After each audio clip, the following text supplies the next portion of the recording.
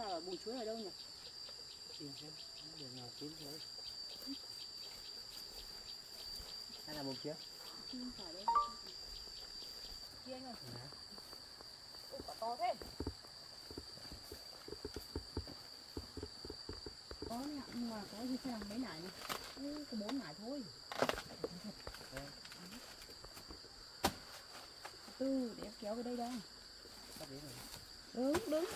Đứng.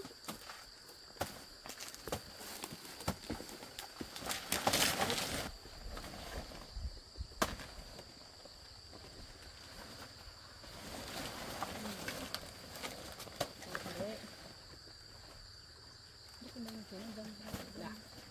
Các chú Vân này.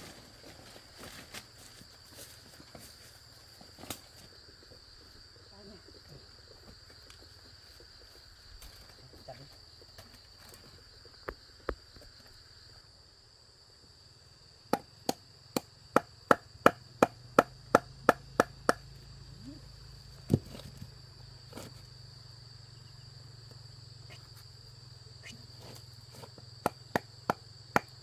Công nghệ cao khi chặt chuối là có cây gõ. Anh định chặt kiểu gì? Cứa.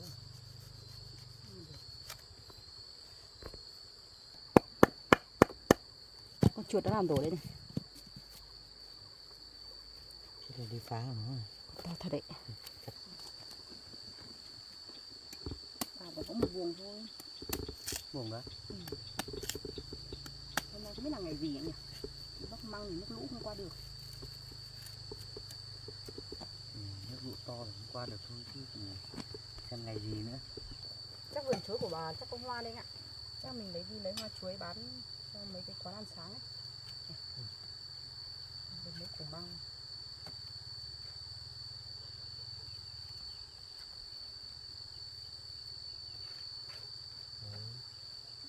Lửa rất là nhiều ấy. Ây dồi.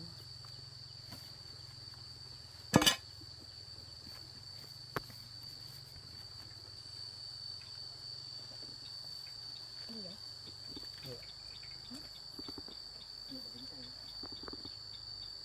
Đi nào. Kia có một cái hoa chuối kìa.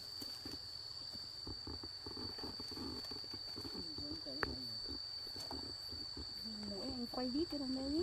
Đấy, sang bên cạnh sườn đi.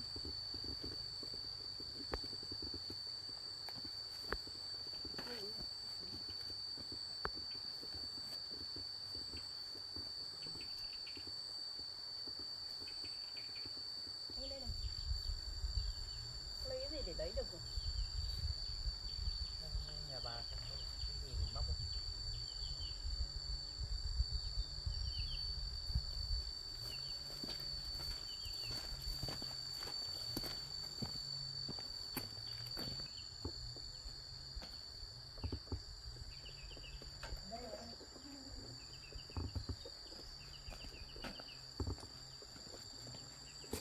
Anh ơi, vừa tới luôn. Ôi ta.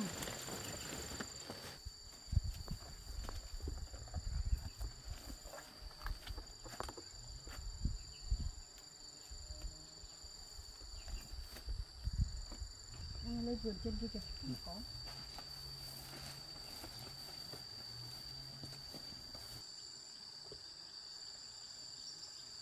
Ui, to lắm ạ.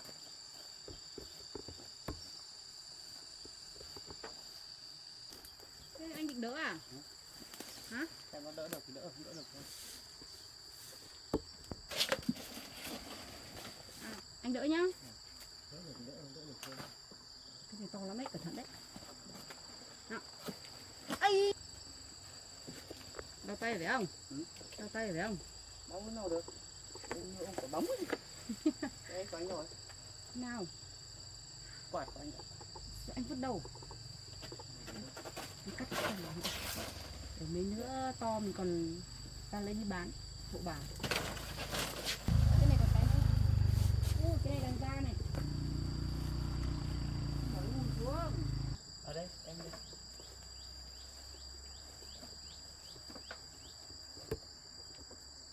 Sao bắt được đấy ạ? Còn ông không?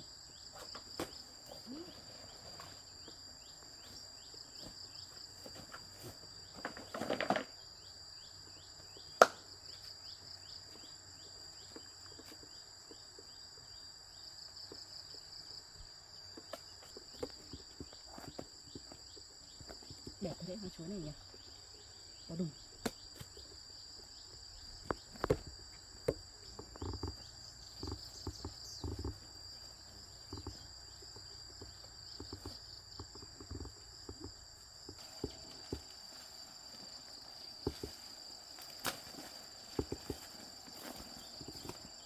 Em mặc cái này cho bà đấy nhá.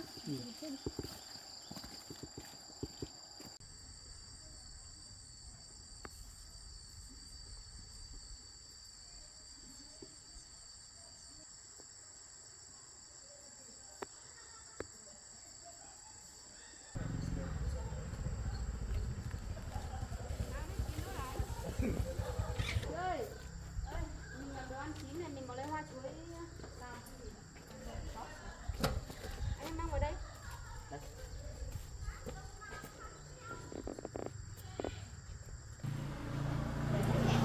Ồ, đẹp, tuyệt vời luôn. Lấy cho em hết đi. Lấy hết à?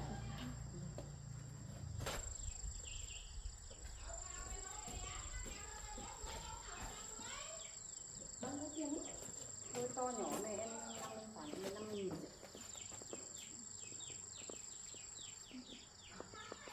Cảm ơn nhé. Chị lấy chuối không chị?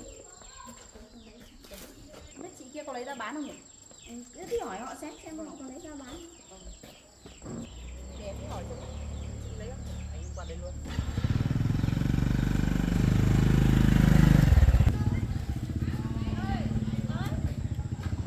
Bán hàng này chị có lấy chuối ra bán không chị? Chuối gì đây em? Chuối đây chị ạ. Quả đẹp đó. Em mang vào đây.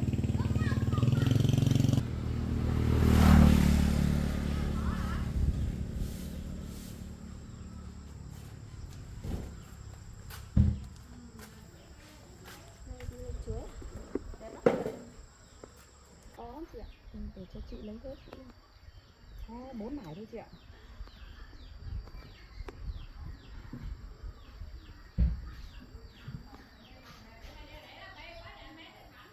Đắt tiền đấy. Em bán 15.000 một nải chị ạ. Chuối đẹp đấy. 60.000 này. Vâng.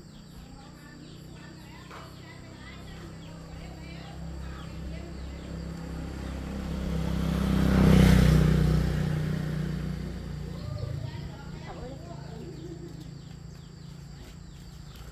Thế đấy.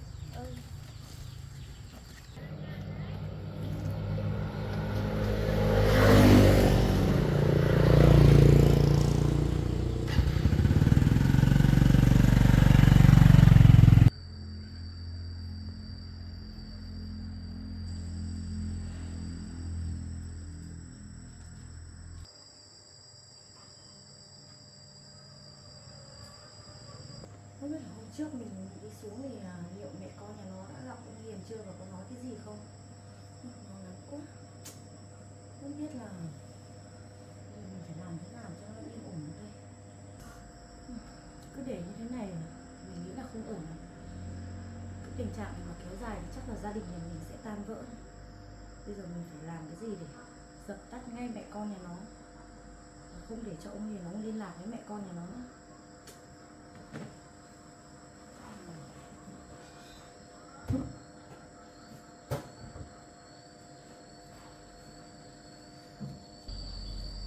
Ra cũng tiếc thật, nhưng mà thôi, thà rằng mất ít còn hơn mất nhiều.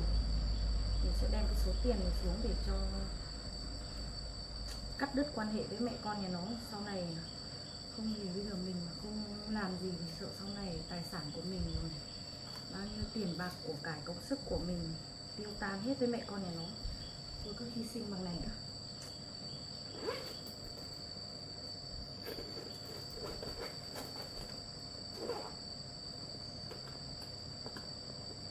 Hiện mình ông không ở nhà thôi, mình phải đi xuống để dập tắt, không để cho ông ấy biết là mình đã đi xuống đấy với mẹ con nhà nó, chứ không để cái tình trạng như này kéo dài nó không ổn. Mình cứ xuống gặp mẹ con nhà nó đã. Chắc là bằng này tiền chắc là nó cũng đồng ý. Chứ thà mất ít còn hơn là sau này mất hết. Liệu rằng là mình làm thế này có ổn không nhỉ? Liệu rằng mẹ con nhà nó có đồng ý hay không? Mà ông Hiền ông ấy biết thì sẽ như thế nào nhỉ? Lo lắng quá. Kệ đi, mình cứ đi xuống xem là như thế nào đã.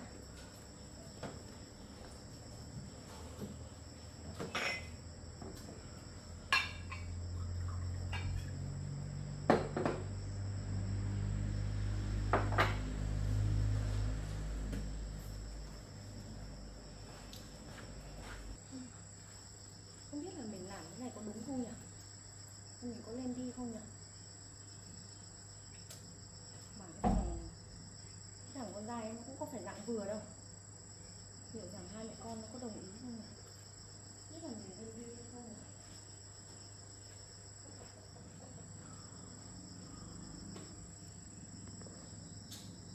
Ngồi ở nhà này đợi cũng không được. Chắc vẫn phải đi một chuyến xem tình hình như thế nào. Mình cứ liều một phen đã. Đi xuống xem nó như thế nào.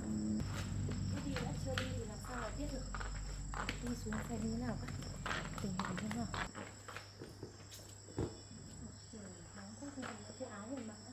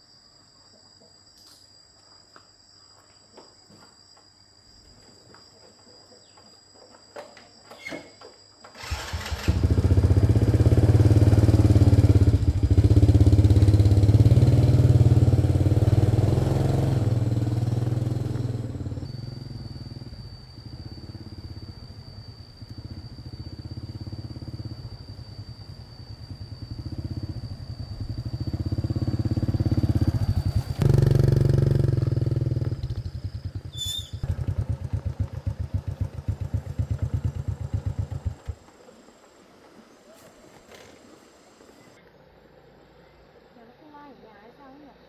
Đóng cửa hết đi.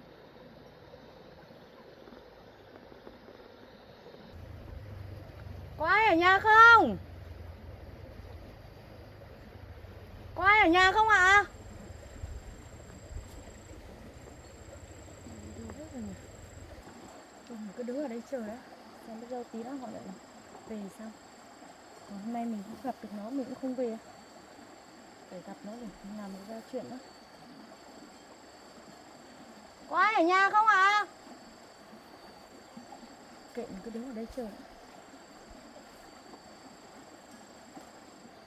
Mình đã mất công xuống đây rồi, mình không thể về được nên mình cứ đợi một chút nữa xem là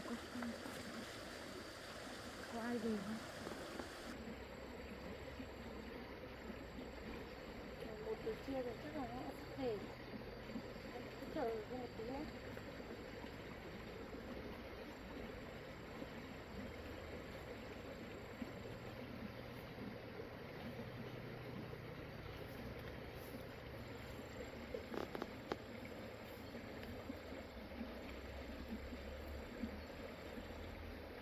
Nhà nó cũng có vẻ đơn sơ nhưng mà nó cũng chăm chỉ chịu khó hết đấy.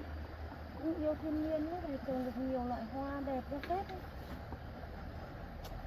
Kể ra thằng này nó cũng giỏi, cũng khéo tay này. Bố trí từ cái cổng vào cũng thấy đẹp mắt. Nó cũng trồng được nhiều loại hoa đẹp phết, ra phết đấy chứ tưởng. Có một cái góc vườn nhỏ thôi nhưng mà cũng có mấy vườn hoa cũng đẹp. Nhìn vào cái nhà này cũng cái đường để nói lịch sụp quá. Này là siêu vẹo này, không biết là ở được con. Cái mùa mưa bão năm nay thì cũng thấy ngán ngẩm quá. thảo nào mà ông Huyền ông mới thương nó như vậy.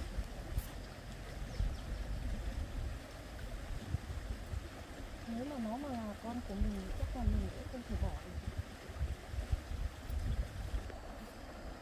Liệu rằng là mình xuống mình gặp nó như thế này liệu nó có đồng ý không nhỉ? Nhưng mà mình cũng muốn một lần cho nó dứt khoát.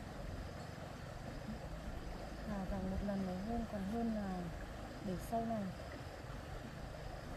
Mong sao là sau khi gặp nó chấp nhận. Được quá nhỉ? Chắc giờ này nó cũng sắp về rồi. Nên mình cũng phải làm cho nó dứt khoát mới được.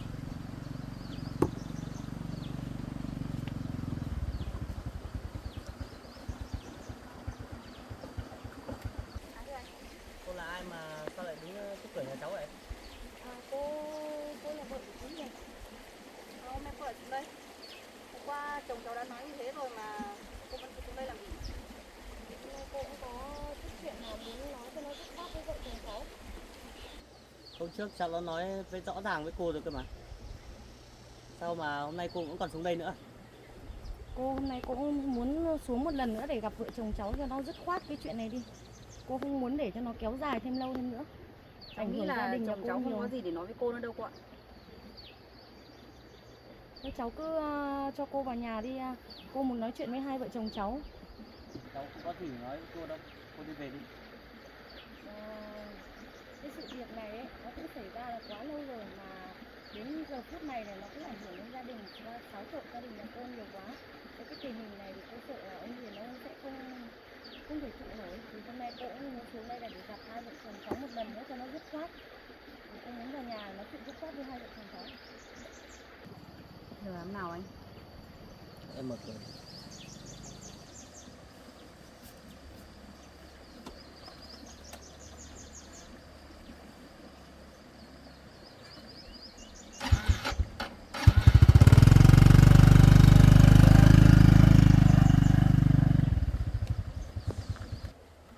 Hôm nay xuống cái gì đây? Chẳng rõ nữa. Mình nhớ là nói chuyện rõ ràng lắm rồi mà. Cái lì.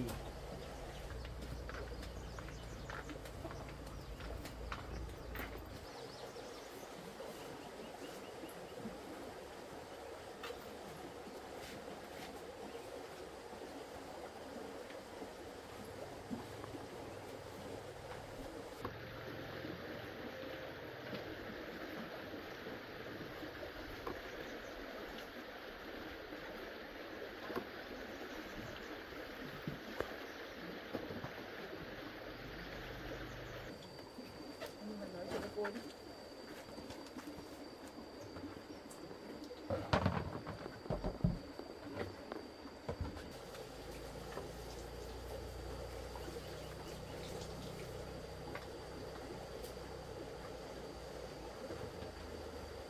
Về cùng nữa.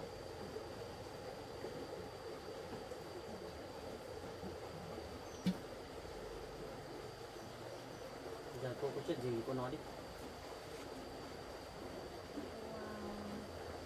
Ra là từ hôm trước đến bây giờ ấy mình nó cũng có xuống gặp cháu. Cô cũng đã xuống nói chuyện với vợ chồng cháu rồi. Thì hôm nay cô cũng xuống để nó phát cái chuyện này đi. Thôi thì cái chuyện là 20 năm về trước ấy, cô thì cô không nói gì đến nữa. Mà cô đang nói cái chuyện là hiện tại bây giờ. Cô muốn là từ từ để đi là cháu với ông Huyền là không gặp lại nhau nữa. Mà rất biết là ông Huyền nó xuống thì cháu cũng không gặp ông nữa. Cái chuyện này mà cô nói ấy, thì cô thấy như vậy là có hợp lý không? Trong khi đấy quyền quyết định ở đây là chỗ ông Hiền, chứ cháu có buộc chân buộc tay được ông Hiền đâu mà cấm cản ông ấy xuống đây được. Hơn nữa cháu cũng nói rất là rõ ràng rồi, kể cả ông Hiền cũng không đồng ý cháu xuống đây đâu, chứ không phải một mình cô đâu. Cái chuyện này cũng dài lắm rồi, tốt nhất ấy, thì cô đừng mất thời gian xuống đây nữa, nó không giải quyết được cái gì đâu. Thế ra là cô cũng muốn là một lần nữa muốn xuống để gặp vợ chồng cháu một lần nữa cho nó quyết định đi. Và cô sẽ không bao giờ xuống ở đây nữa. Và cô cũng muốn chấm dứt tất cả cho nó trở lại như xưa đi. Từ cái ngày mà ông Huyền ông ấy gặp lại cháu, gia đình nhà cô xáo trộn nhiều quá. Cuộc sống vợ chồng nhà cô không còn còn như xưa nữa, mà ông rất là giàu dĩ, công việc không thể ổn định được, sức khỏe thì hao sút. Cô cũng muốn là một lần nữa xuống lên đây để gặp vợ chồng cháu quyết định. Vậy bây giờ cô muốn làm Hôm nay là cô xuống đến đây ấy, thì là ông Hiền ông ấy không biết đâu. Cô cũng xuống để nói rõ cho hai vợ chồng cháu biết. Để là trước đây thì cô cũng không biết là giữa ông Hiền với mẹ cháu là như thế nào. Nhưng mà cô biết là trong cái khoảng thời gian đấy là cháu đã bị thiếu thốn tình cảm của bố. Nên là hôm nay là cô cũng muốn xuống là cô đã chuẩn bị một ít để mình đắp cái quãng thời gian mà cháu không có tình thương của bố. Là cô xuống đây là ông cũng không biết đâu. Vì cái này thì cháu cũng đừng để cho mẹ cháu biết, mà cũng đừng để cho ông Hiền ông biết.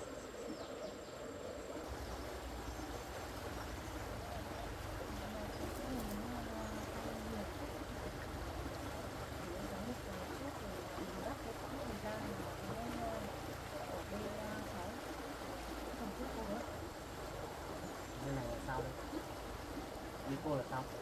Ý của cô là cô muốn là bù đắp cái quãng thời gian mà ông ấy không ở bên cháu đâu, không có cái gì cả. Nên cháu cứ cầm đấy. Cô Cái đặt này, xuống. cái này là chỉ có cháu với cô biết thôi. Cháu không nói cho ông Hiền biết. Cho nói cho cô biết này, cái khoảng thời gian mà ông Hiền đấy, ông bỏ mẹ con cháu đi, và cái số tình cảm đấy là chuyện của quá khứ rồi. Hiện tại cháu có chấp nhận hay không là quyền của cháu. Hơn nữa cái việc này cô không thể quyết định thay ông Hiền được đâu. Còn cái số tiền này của cô ấy, cô cũng cầm về đi. Cháu không cầm một đồng nào, một khắc nào của cô để làm gì cả. Hơn nữa cái việc mà ông Hiền ông có xuống đây hay không ấy, cháu nói rõ rồi. Việc này cháu không quyết định được. Cháu cũng đã nói rõ quan điểm của cháu là không để cho ông ấy xuống đây rồi. Xuống đây là ảnh hưởng đến cả vợ con cháu nữa, chứ không phải một mình cháu đâu. Cô biết như vậy rồi, nhưng mà cháu cứ cầm lấy cho cô. Cầm lấy đây là cô một chút bù đắp cái khoảng thời gian mà cháu thiếu tình cảm của bố. Nếu mà ông ấy mà biết cô làm như vậy thì ông ấy cũng không có cái gì để tiếc cả, nhưng mà cô cũng không muốn để cho ông ấy biết. Nên cháu cứ nhận lấy cái số này, gọi là một chút gửi gắm tình cảm của ông Hiền dành cho cháu. Thì cô nghĩ là trong cái khoảng thời gian mà ông Hiền ông bỏ mẹ con cháu đi ấy, thiếu thốn bao nhiêu tình cảm, bây giờ cô đem tiền ra cô bảo là bù đắp lại cho tình cảm của cháu á, cô có thấy hợp lý không? Cháu không cần số tiền này. Cháu ạ, số Hơn nữa tiền này thì nó cái cũng tình không cảm đáng của là cháu bao dành nhiêu cho đâu. ông Hiền ấy có hay không, thậm chí bản thân cháu còn chưa chấp nhận được. Tốt nhất là cô cầm cái số tiền này về đi, đừng để cái số tiền này trước mặt cháu. Đến lúc cháu cáu lên đấy thì cô không được ngồi ở đây đến đâu. Cái số tiền này nó cũng không đáng là bao nhiêu cháu ạ. Cháu cứ nhận lại cho cô chú vui. Cháu nghĩ là cô cũng biết rằng cái số tiền này nó sẽ không thể bù đắp được bao nhiêu cái tình cảm mà thời gian trước đây cháu bị thiếu thốn. Nhưng nó cũng vơi đi phần nào để bù đắp cho cháu, để cho cháu trang trải cái cuộc sống sau này và sửa sang lại cái nhà, cái cửa cho vợ con ở.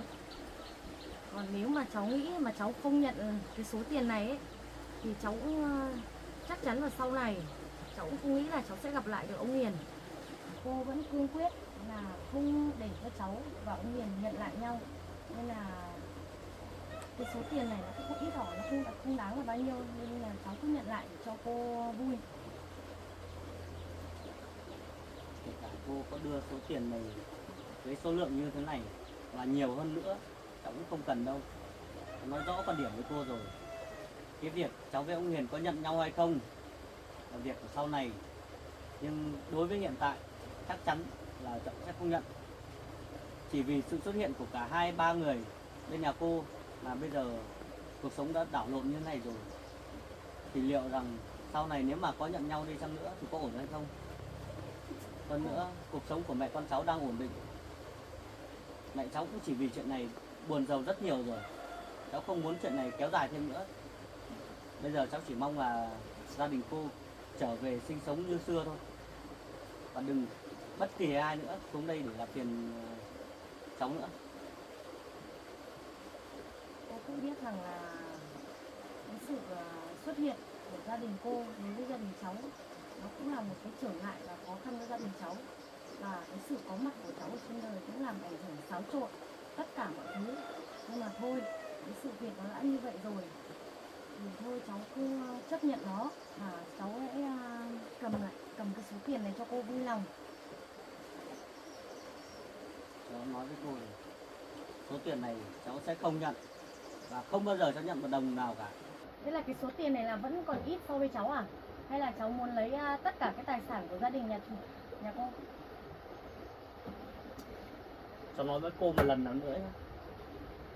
Số tiền này cháu không cần, và một đồng một cắc của nhà cô cháu cũng không cần. Cháu đã nói chuyện rất là nhẹ nhàng với cô rồi. Tại sao cô vẫn đem cái số tiền này ra để đong đếm với tình cảm của cháu? Chuyện ngày xưa cháu đã đồng ý bỏ qua rồi. Bây giờ cả hai người xuống đây làm phiền gia đình nhà cháu đã không nói rồi. Thôi, cất số tiền này đi cô ạ.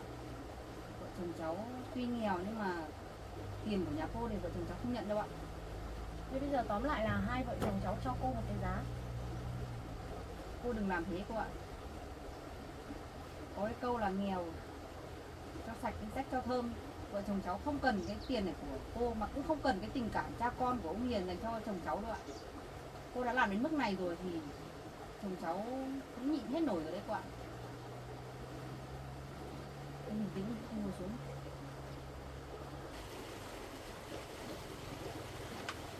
Thôi chúng mày không cần thì thôi. Đã nghèo rồi còn sĩ.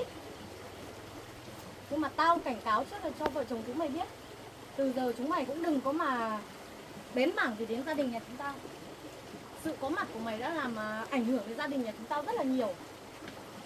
Không ai lên nhà cô cả. Thậm chí cô đang xuống đây và đang ở trên đất của cháu đấy. Cái lúc mà tao còn một tí tình cảm, một tí sĩ diện là chúng mày không muốn thì thôi. Nói cho cô biết này, nghèo còn sĩ. Cô đừng nói như thế cô ạ. Cô nói như thế là ảnh hưởng đến danh dự và nhân phẩm của chồng cháu đấy. Chồng cháu cho dù như thế nào thì cũng là công ăn việc làm ở nhà nước ấy. Cô đừng nói như thế. Nếu mà cô không thấy hài lòng cô đừng xuống nhà cháu nữa. Cháu mời cô đi về ạ. Cái lúc mà cô vẫn còn tử tế, cô vẫn còn nói chuyện bình thường thì vợ chồng cháu ra cái điều. Còn từ giờ là cô cũng cấm tiệt luôn ông Hiền, không cho qua lại với mẹ con nhà nó nữa, và nhất là với vợ chồng cháu. Tốt nhất là cô nói được làm được. Và từ nay về sau đừng có xuống đây nữa. Cô sẽ làm được. Nếu mà xuống lần nữa thì lúc đấy cháu không đứng ở đây nói chuyện nữa đâu. Cháu cũng mong là cô sẽ giữ chân giữ tay được ông Hiền, ông Hiền sẽ không xuống đây nữa cô ạ. Còn bây giờ cô đi về đi. Tôi cũng về luôn, tôi cũng không thèm đứng ở đây một phút nào nữa.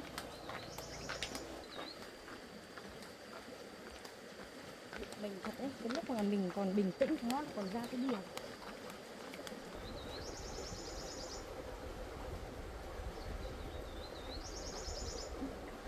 Đầu đã suy nghĩ nhiều rồi, cũng gặp cái chuyện như thế này nữa chứ.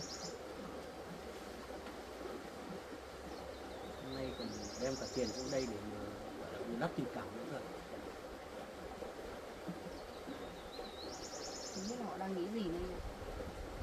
Họ nghĩ họ giàu thì họ có thể có ra điều kiện với mình.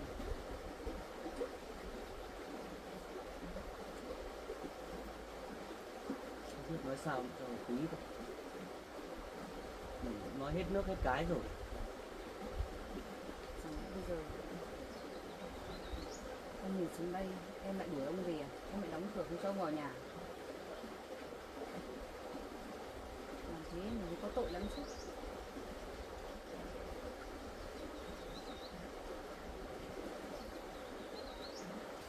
Mà anh cứ để yên cho người ta làm như thế à? Cứ xuống nhà mình để ra điều kiện với mình như thế à? Anh cũng đau đầu lắm rồi đấy. Nhưng mà thôi, nếu mà từ nay về sau mà cô này còn xuống đây ấy, thì để anh gọi đồng nghiệp xuống lập biên bản. Chứ còn đây là việc của anh nữa nên là anh không thể, bản thân anh không thể giải quyết được. Chứ cứ để như này cũng không ổn đâu. Cũng lạ, con người có ăn có học, cứ thở ra là lấy tiền ra làm điều kiện, lấy tiền ra đánh vào tâm lý người khác. Có ai cũng như mình đâu, có ai cũng như người giàu như họ đâu, lúc nào cũng mang tiền ra so sánh.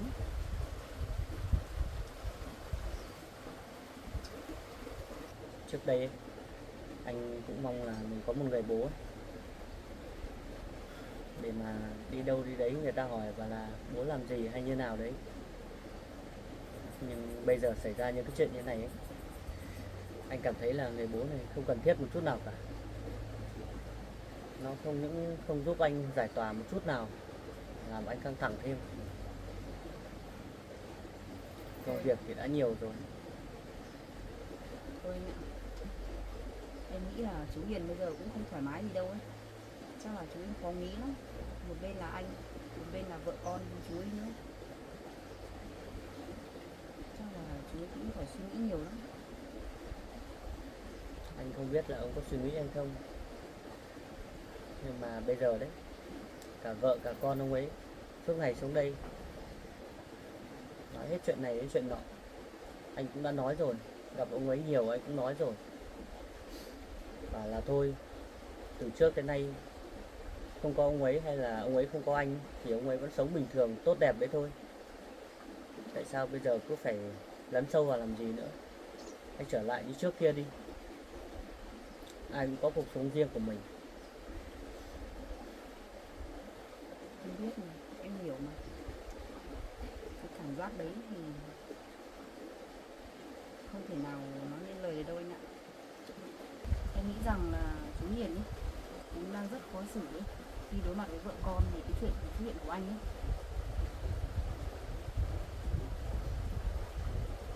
Anh bây giờ chỉ hy vọng một điều là ông ấy giải quyết chuyện gia đình ổn thỏa đi. Xong sau đấy thì hai người có một cuộc nói chuyện hài hòa, không còn xuất hiện những tình cảnh như này nữa. Bây giờ trong thâm tâm anh cũng muốn gọi bố lắm chứ, nhưng mà em ạ, nhiều chuyện xảy ra quá. Bây giờ mà anh nhận bố thì cuộc sống của cả hai bên sẽ đều gặp bất lợi cả. Ngay cả khi bây giờ anh còn chưa nhận thôi mà vợ của ông ấy đã đối xử với anh như thế này rồi, thì nếu mà anh mà nhận ông ấy là bố nữa thì liệu vợ ông Hiền có để cho vợ chồng mình yên không, hay lại suốt ngày xuống đây quấy phá, nói lên nói xuống chứ. Em nghĩ là chú Hiền ấy cũng không dễ dàng gì để sống yên ổn với một người vợ như thế đâu anh ạ.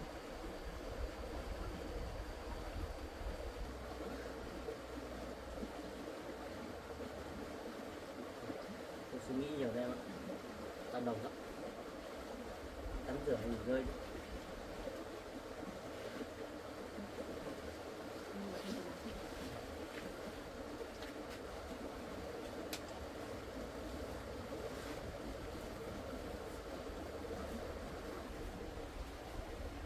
Em hiểu cảm giác của anh ấy mà.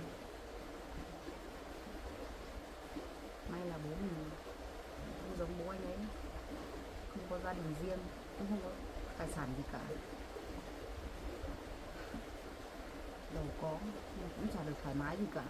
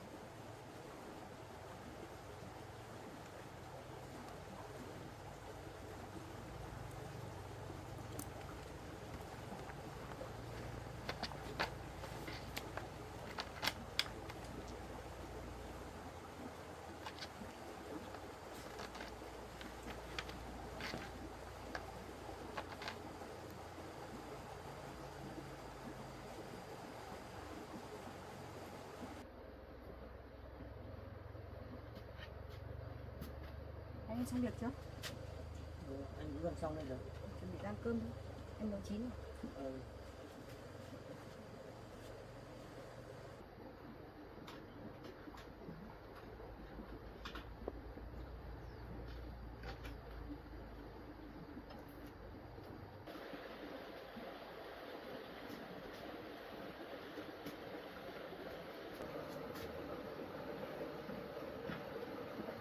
Anh ra ăn cơm thôi. Được rồi.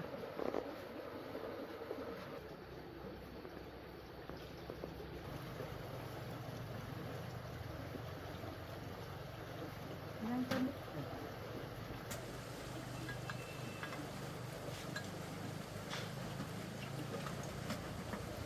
Ăn cơm đi. Ăn cơm đi. Ăn cơm đi.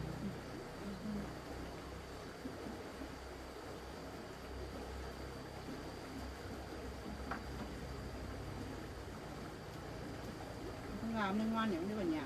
Ừ. Đúng rồi. Nhà ngồi nhà cũng mắc nữa. Hôm đi làm về thì nó ở trong nhà mà.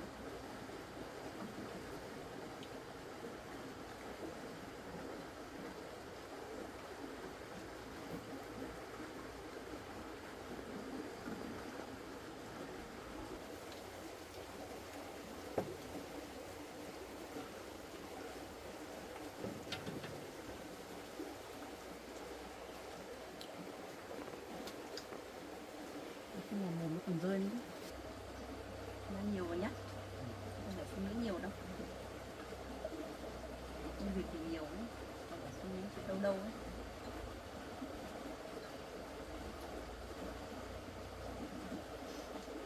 Bây giờ là cơm nhân nấu nó ngon rồi. Bỏ hết mọi nguồn tiền. Chan đi.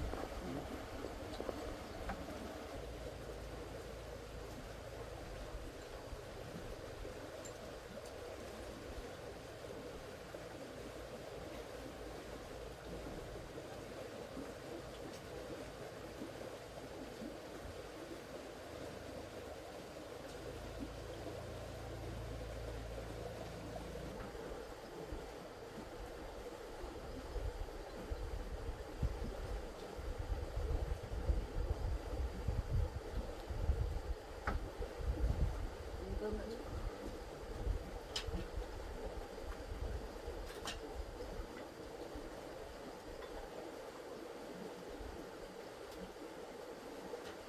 Không ăn đâu. Ăn nhiều. Giờ này gầy quá rồi.